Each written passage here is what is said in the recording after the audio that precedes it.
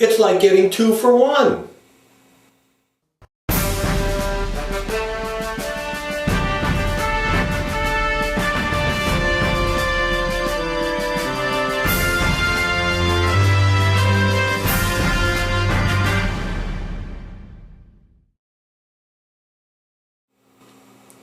Hello, and welcome back to Museum of America's Combat Helmets of the 20th Century.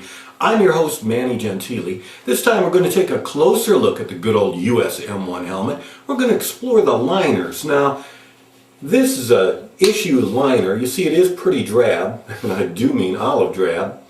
But we need to remember that, as often as not, those liners were worn as standalone items, sometimes highly decorated. Look, here's a U.S. Navy parade helmet. Let's take the liner out, and voila, look what we have. A very, very elaborate and ornate liner on the inside with the logo of the U.S. Naval Training Center, my dear old alma mater.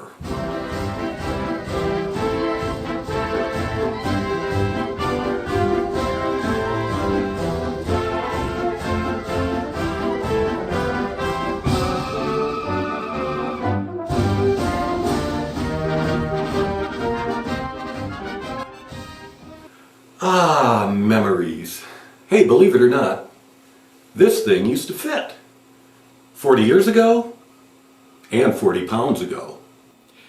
Now what do you say we take a really quick look at the M1 liner collection of the Museum of America?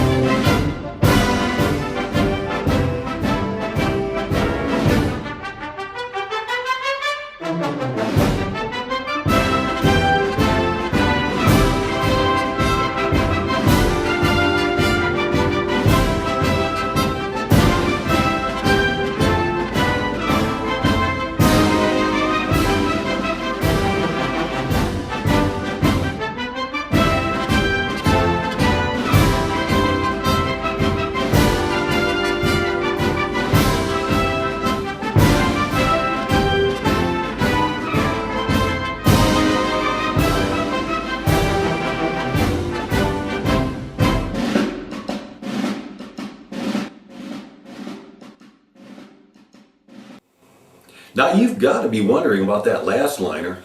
Check this out. This is the maneuver army, the aggressor, the original evil empire. The nation of Circle Trigon. During the Cold War period of the 1950s and 1960s, the U.S. Army had to keep their edge. To do this, they needed another army to maneuver against. Thus was born the Aggressor Army, the Army of Maneuver, also known as the nation of Circle Trigon. The Aggressor helmet, as you see, was a typical M1 liner with the Circle Trigon insignia on the side and this wooden comb along the top. Now, I was very fortunate in that I was going through at a helmet show just a box of spare parts and old beat up liners. I saw this comb, knew what it was, purchased it, and then just a few years ago on eBay I bought this Aggressor helmet without the comb and managed to attach it with the original washers and screws, giving me this very nice original Aggressor helmet. One of the really cool things about these marked and very decorative M1 helmet liners, they can be a collection in themselves, as you've just seen. And the cool thing is, they usually cost a whole lot less than the complete helmet. Well, once again, much like in my M1 helmet video, here looking at the liners, this has just been an overview, just scratching the surface. Please do tune in for the next one, which is going to be an exploration of what are called the Euro clones. Foreign helmets that model themselves after the good old M1. I'll see you then.